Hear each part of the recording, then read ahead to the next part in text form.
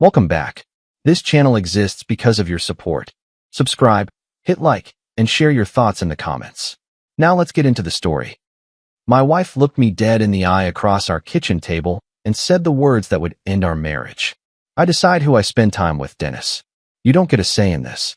It was a Tuesday evening in March. We were eating takeout Chinese food from the cartons, something we used to do every week when we first got married. Back when things were simple. Back when we actually enjoyed each other's company. I set down my fork slowly and studied her face. Brooke had changed over the past few weeks. New jewelry I'd never seen before. A sharpness in her eyes that hadn't been there a month ago. The way she held her chin up, like she was bracing for a fight. I'm not trying to control who you spend time with, I said, keeping my voice level. I'm just wondering why you need to go out 3 times this week. Because I want to. She crossed her arms.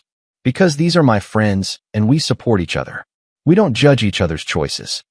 The irony of her judging me while talking about not judging wasn't lost on me, but I kept that observation to myself. So when I ask where you're going at 10 at night, that's me trying to control you? Her face flushed red. Yes, it is. I'm an adult. I don't need permission to leave my own house. I never said you needed permission. I asked because I care about your safety. She stood up from the table, her chair scraping against the floor.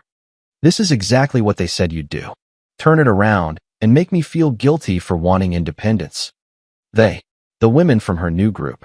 The Minneapolis Women's Empowerment Circle she'd joined 4 weeks ago through Instagram.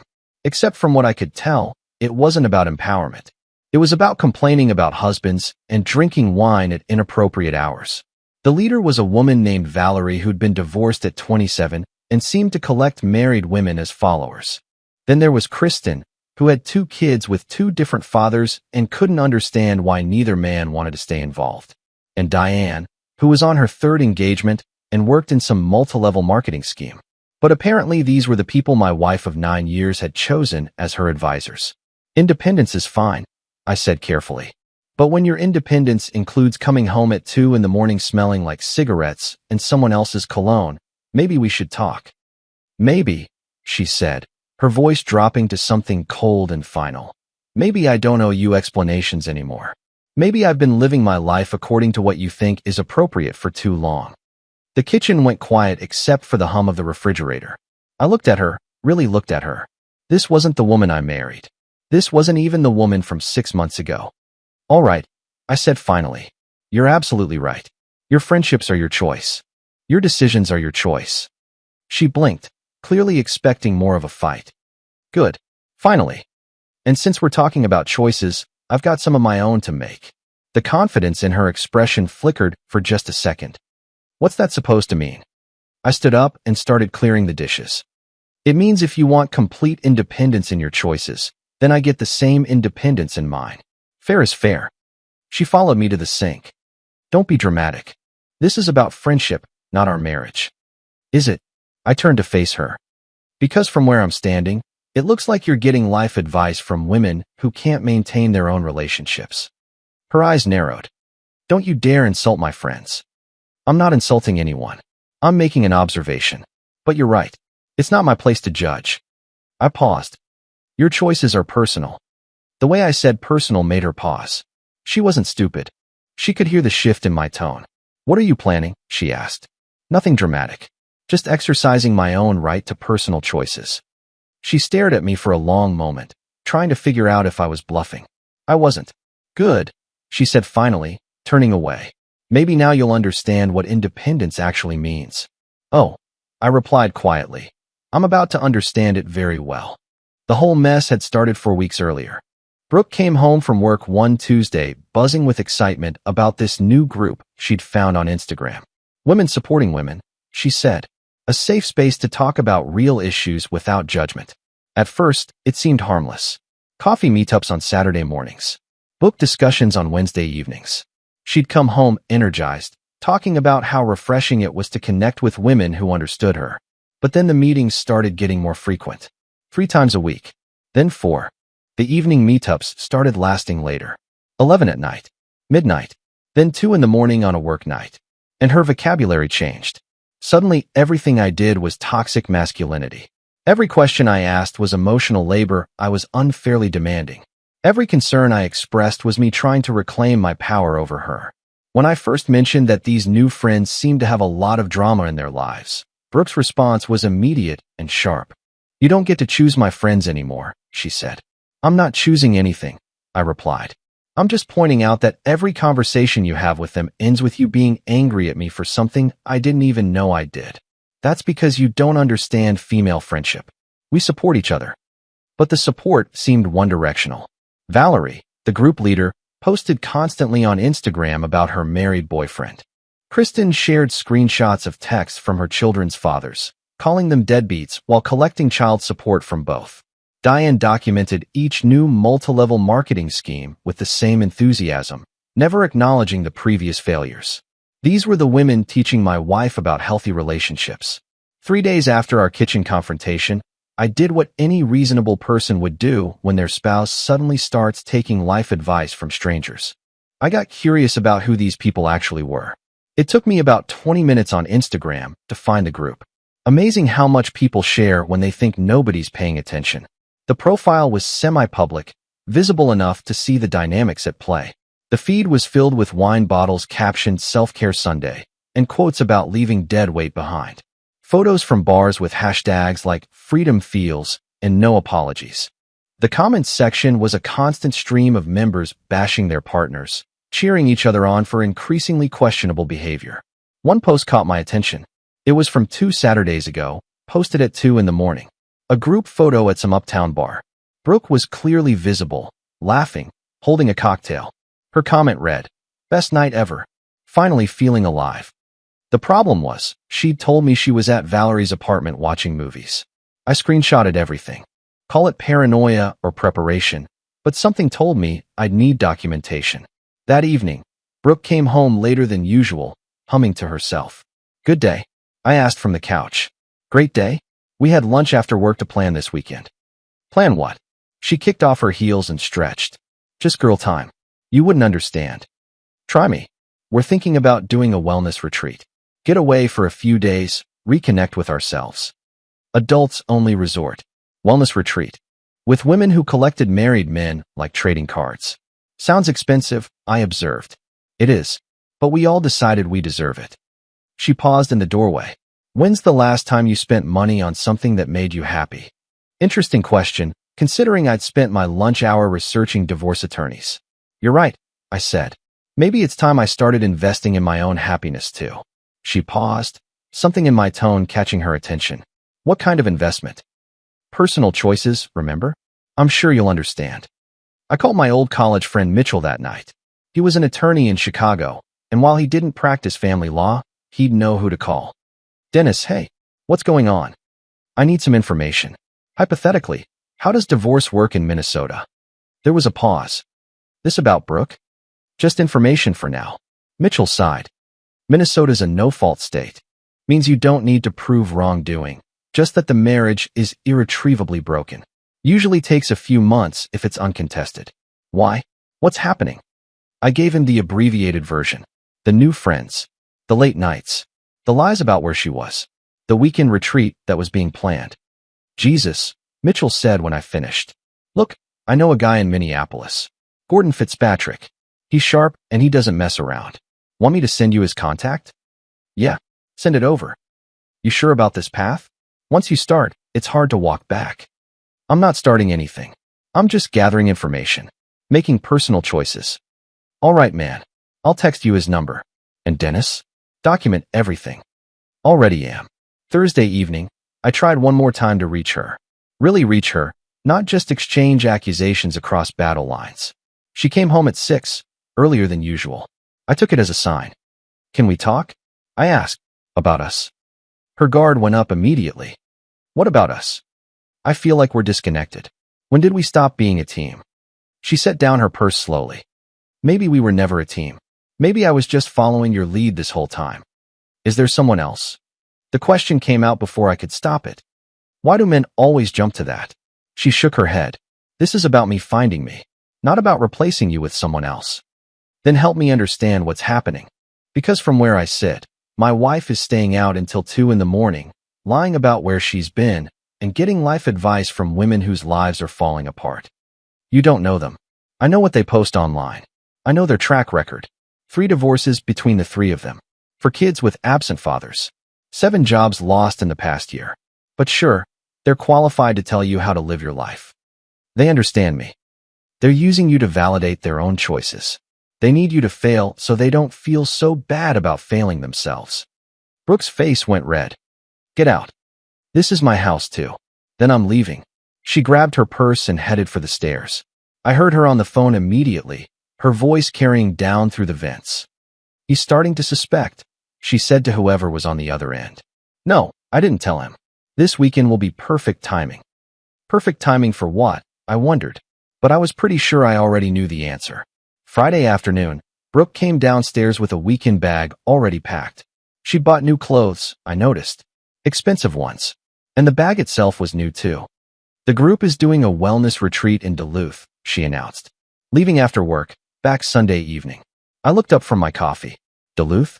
In March? It'll be freezing. We're staying at the Suites Hotel with spa access. Very exclusive. I nodded slowly, noticing the new lingerie visible in her half-open bag. Tag still on. I already requested the time off work, she continued. This isn't a discussion. You're absolutely right, I said. Your choices are personal. Have a good time. She studied my face, looking for signs of the argument she expected. When she didn't find any, she seemed almost disappointed. You're really okay with this? I met her eyes directly. You said I don't get a say? I'm respecting that. Oh, she picked up her bag. Well, good. Valerie picked her up at 5. I watched from the window as all 4 women piled into the car, already passing a flask between them before they even left our driveway. They were laughing, loud and carefree. Brooke didn't look back at the house once.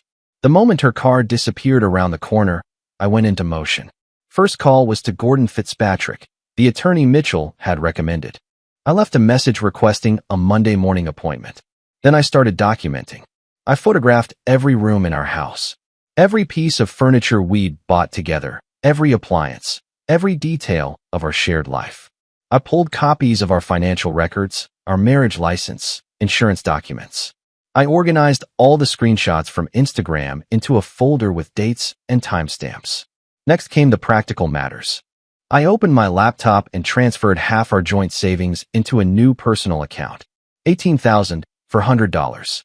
Exactly half. Then I started packing. 2 suitcases with essentials.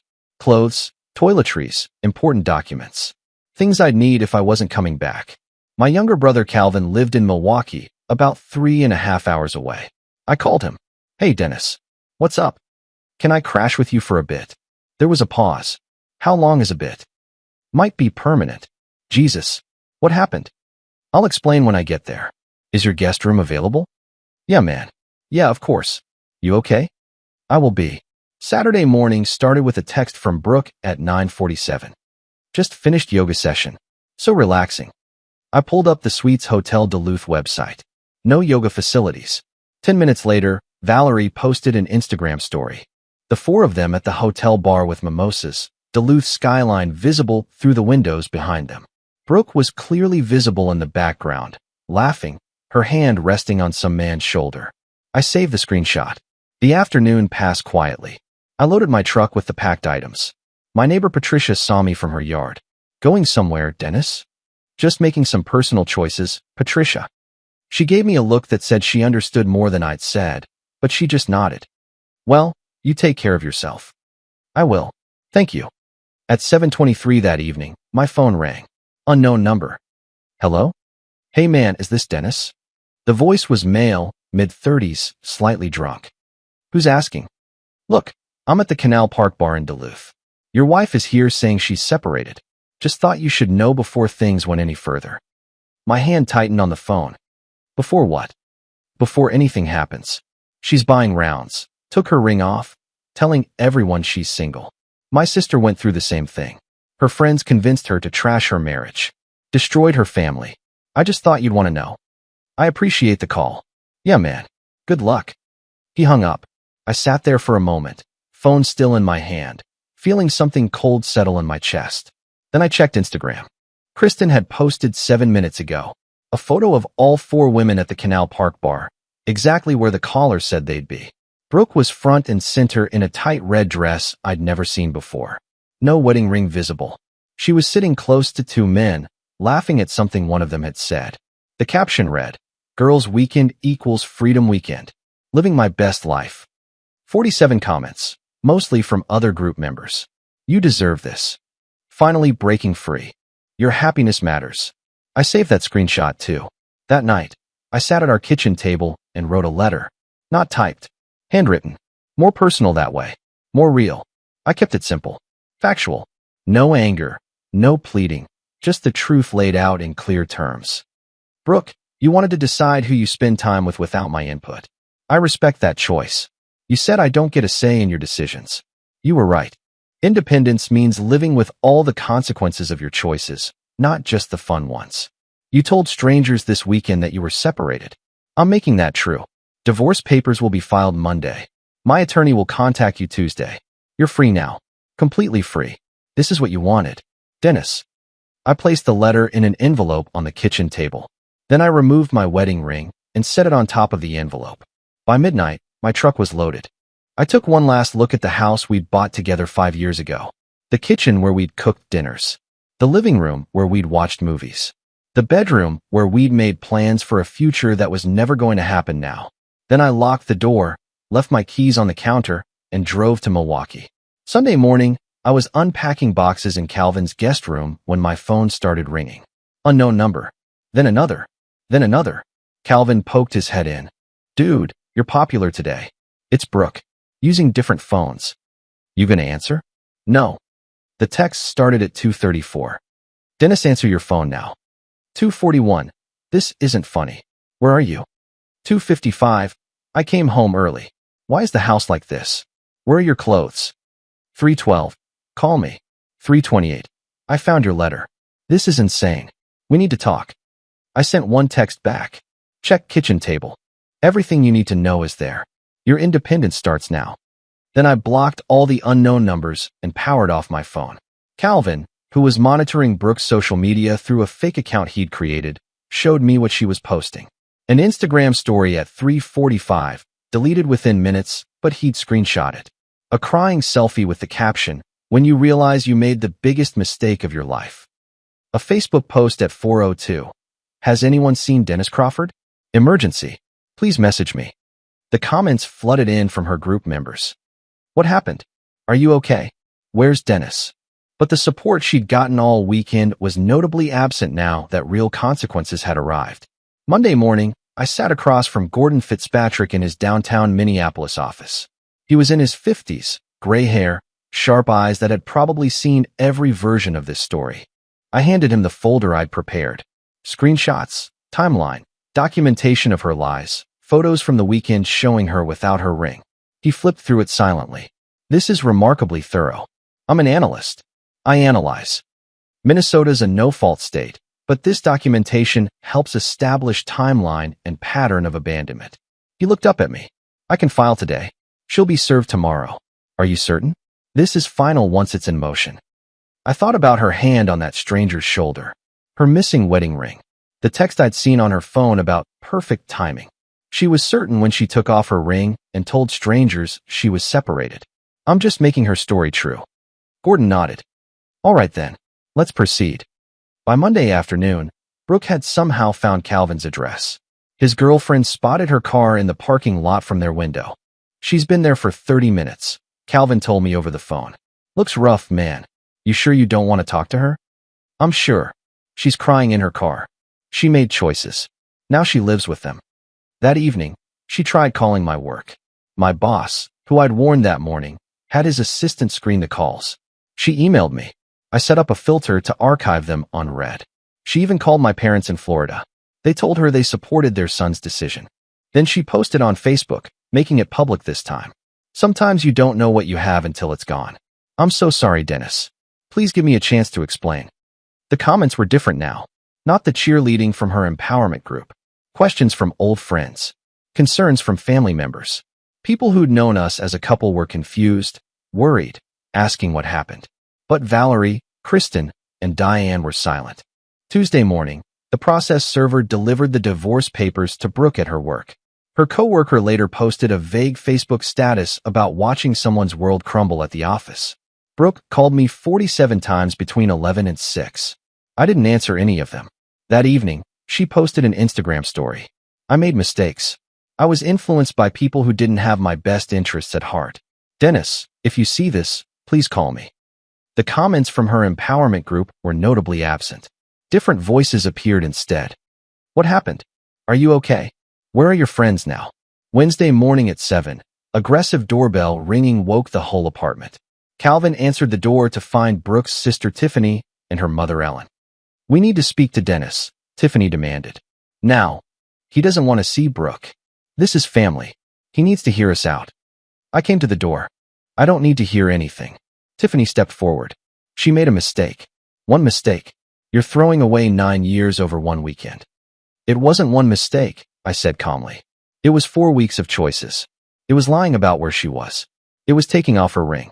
It was telling strangers she was separated. Those aren't mistakes. Those are decisions. Ellen, Brooke's mother, looked at me with tired eyes. She's devastated. She hasn't eaten in days. And I should care about the feelings of someone who didn't care about mine? You're being cruel, Tiffany said. I'm being consistent. She wanted independence from my input. She has it.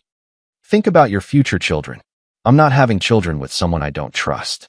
I closed the door. They pounded on it for 5 more minutes before giving up. Later, Tiffany posted on Facebook about cold-hearted people who'd rather be right than happy. Ellen, surprisingly, left a comment that made me think she understood more than her daughter did. The full quote is, "The blood of the covenant is thicker than the water of the womb." Maybe he understands loyalty better than you think. Tiffany deleted the post an hour later. Thursday afternoon, I was working from a coffee shop near Calvin's apartment when 3 women slid into the booth across from me uninvited.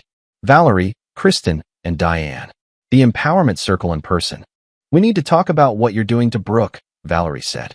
I closed my laptop. I'm not doing anything to Brooke. I'm removing myself from her life. Exactly what she wanted. She was just trying to find herself, Kristen protested.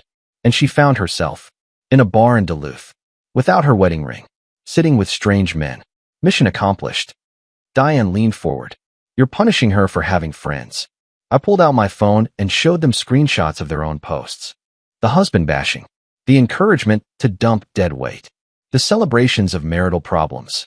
These are your posts, I said. You 3 have 3 divorces, for broken engagements, 5 kids with absent fathers, and 7 jobs lost between you in the past year. But somehow, you're qualified to give marriage advice? Valerie's face went red. Our personal lives have nothing. Are exactly what you projected onto my wife. Misery loves company. You wanted her to fail like you did. That's not fair, Kristen said weakly. You know what's not fair? Convincing a woman in a stable marriage to throw it away so you'd all feel better about your own failures. Diane tried one more angle. If she cuts us off, will you reconsider? You're asking if I'll take back a wife who only changes when faced with consequences? That's not change. That's panic. The answer is no. I left cash for my coffee and walked out. That evening, I received an anonymous text. Someone had screenshot the group's private messages and sent them to me. Probably one of their ex-boyfriends or angry former members.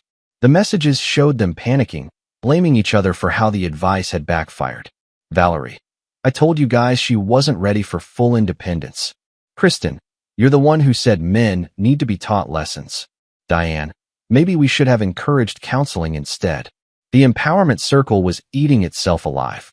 Friday afternoon, I got a call from Brooke's boss. Roger and I had met at several company events over the years. Dennis, I'm calling as a courtesy. Brooke's performance has declined significantly. She's missed 3 days this week. And today she broke down crying in a client meeting. I appreciate you telling me, Roger, but that's not my concern anymore. I know something's going on. She's told people here you filed for divorce. Is there any chance of reconciliation? I hate to see this affecting her career. The divorce is proceeding. What she does with her career is her choice. Understood. I had to ask. That evening, my old college roommate Lance called. Man, I saw Brooke at Target. She looked destroyed. Like, physically different. What happened? I explained the full story. Jesus, Lance said when I finished. I had no idea. She told people you were being controlling. Of course she did. That was easier than admitting the truth. For what it's worth, seeing her now, she knows she messed up. Knowing it and living with it are two different things. The following Monday, 2 weeks after I'd left, Brooke asked to meet in person. I agreed, choosing a Caribou Coffee in Richfield. Neutral territory. She was already there when I arrived, 15 minutes early. She looked like she hadn't slept in days. Her carefully styled hair was pulled into a messy ponytail. No makeup. Clothes that hung loose on a frame that had lost weight. I sat down across from her without ordering anything. Thank you for agreeing to meet. She started immediately. You said it was urgent. What do you need? I need you to understand. I was confused. Those women, they made everything seem so simple. They made it seem like you were the problem. And now I see they were the problem. I cut them off. All of them. Blocked them, deleted Instagram, everything. Good for you. You learned something. She leaned forward desperately. So we can talk about fixing this? There's nothing to fix. It's broken. But I changed. I see what I did wrong. You changed because you faced consequences. That's not growth. That's panic. Real change happens before consequences, not after. Tears started streaming down her face. I love you. I never stopped loving you. You loved having me as a safety net. You loved knowing I'd be there while you played single. That's not the same thing. I wasn't playing single. I was trying to find myself. You found yourself. In Duluth. Without your ring. Telling men you were separated. You found exactly who you are. That wasn't me. That was the wine, the pressure from the group. Adults don't get to blame wine and peer pressure. You made choices. Own them. Her voice broke. What do you want me to do? Get on my knees? Beg. I want you to understand that actions have consequences. You wanted independence. You have it. All of it. So that's it. 9 years means nothing? I stood up. 9 years meant everything. Right up until you decided they didn't. I walked out. Through the window, I could see her sitting there, crying into her hands. The barista approached her after a while, probably asking if she was okay. She left without answering. 2 weeks later, Gordon called with an update. Brooke's attorney is requesting mediation. She's willing to let you keep the house if you'll delay the divorce. Why would she do that? Between you and me? I think she's hoping you'll change your mind during the delay. No delay. Standard division. House gets sold, we split proceeds. You're sure? The house market's good right now. You could keep it. I don't want anything that reminds me of who I thought she was. Over the next month, the dominoes continued to fall. Valerie's married professor got caught when his wife found their messages. He was facing a disciplinary hearing at the University of Minnesota. Valerie lost her side job doing social media for his department. She posted a desperate status about being used and betrayed. Kristen's children's fathers both filed for formal custody evaluation. Her Facebook posts about her party lifestyle were being used as evidence against her. She made her account private and deleted most of her posts. Her final public message was an apology for giving advice she wasn't qualified to give. Diane's third fiancé called off their wedding after discovering the debt she'd accumulated from failed multi-level marketing schemes. Her engagement ring appeared on Facebook Marketplace 3 days later. She posted a long apology about encouraging behaviors she couldn't live with herself. And Brooke posted her own statement. I destroyed my marriage by listening to people who couldn't maintain their own relationships. I take full responsibility. Dennis was right about everything. The comments flooded in. Some supportive, many critical. She didn't respond to any of them. 3 months after I'd filed, we met at the Hennepin County Courthouse for the final hearing. Brief, procedural, almost anticlimactic after everything that had led to this moment. Brooke looked smaller than I remembered. Paler. Older. She tried to make eye contact with me several times during the proceedings. I looked straight ahead. The judge reviewed the papers. The marriage is hereby dissolved. Division of assets as agreed. 11 minutes. 9 years reduced to 11 minutes and a judge's signature. Outside the courthouse, Brooke lingered while her attorney tried to guide her away. Finally, she approached me before I could reach my car. Can we talk? Just 5 minutes? What's left to say? That I understand now. That I see what I had and what I threw away. Good. Hold on to that understanding. It'll help you not make the same mistake twice. With someone else, you mean. I mean in general. With friends, family, whoever. Understanding that people have value before you lose them. Do you hate me? No. I don't hate you at all. Do you still love me? I thought about that carefully. I love who you were.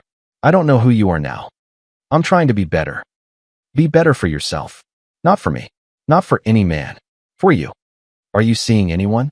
That's not your concern anymore. That's a yes then. That's a we're divorced now. My life is my own. She nodded slowly. I see you sometimes. Around town. You look happy. I am happy. I'm glad. I mean that. You deserve to be happy. So do you. Just not with me. If I had it to do over. But you don't. Nobody does. That's why choices matter. Will you ever forgive me? I already have. Forgiveness is for my peace, not your comfort. But forgiveness doesn't mean reconciliation. What does it mean then? It means I hope you find what you're looking for. I hope you learn from this. I hope you become someone who values what they have. Just not with me in the picture. We stood in silence for a moment. The spring sun was warm on my face. Somewhere nearby, someone was laughing. Life continuing on around us while ours together ended. Take care of yourself, Brooke. I walked to my car. In the rearview mirror, I could see her still standing there, watching me drive away. Her attorney put a hand on her shoulder and guided her toward their car. 6 months after the divorce was finalized, I was building a new life. I'd moved into a small condo in Minneapolis's North Loop neighborhood. Clean, modern, mine alone. Work had promoted me to senior analyst. I'd reconnected with old friends I'd neglected while trying to manage the crisis of my failing marriage. Started coaching youth basketball at the YMCA. Saw Calvin regularly. Our relationship stronger than it had been in years. And I was dating someone. Nothing serious yet, but something with potential. We'd met organically at a coffee shop, started talking about books, discovered we had similar senses of humor. She was kind, honest, straightforward about what she wanted. Everything Brooke had stopped being. One Saturday afternoon, I was at the Whole Foods downtown when I saw her. She was in the produce section with her mother, looking healthier than she had at the courthouse, but still carrying a visible sadness in the way she held herself. Our eyes met across the store. A moment of recognition. A small nod of acknowledgement. No conversation. No drama. Just two people who used to share a life, now living separate ones. She continued shopping with her mother. I finished my shopping and left. Sometimes people ask if I ever regret it. The answer is no. Not the decision, anyway. I regret that it had to happen. I regret that she chose people who led her astray. I regret that 9 years ended in a courthouse in 11 minutes. But I don't regret refusing to be someone's backup plan. I don't regret demanding respect. I don't regret showing her that choices have weight. 9 years is a long time to spend with someone. Long enough to build a life. Long enough to think you know them. Long enough to forget that people can change or reveal who they really were all along. Brooke wanted independence. She wanted to make choices without someone questioning them. She wanted freedom from accountability. She got exactly what she asked for. And so did I. Dear listeners, that's our ending. If it resonated, subscribe to support the channel. See you next time. 뭐 좀 이것저것 옮기려고 하면은 용달이 필요할 것 같아.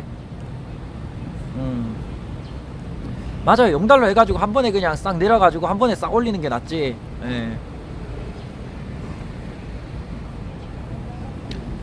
은근히 또 짜질구리한 거 합치면은 또 짐이 많단 말이야. 짜질구리한 거 합치면 짐이 많기 때문에 웬만하면은 용달 부르는 게 나아요. 돈 좀 들더라도. 옛날에는 그런 적이 있었어. 옛날에는 내가 그 옛날에 어디 살았을 때더라. 지방에 살았을 때는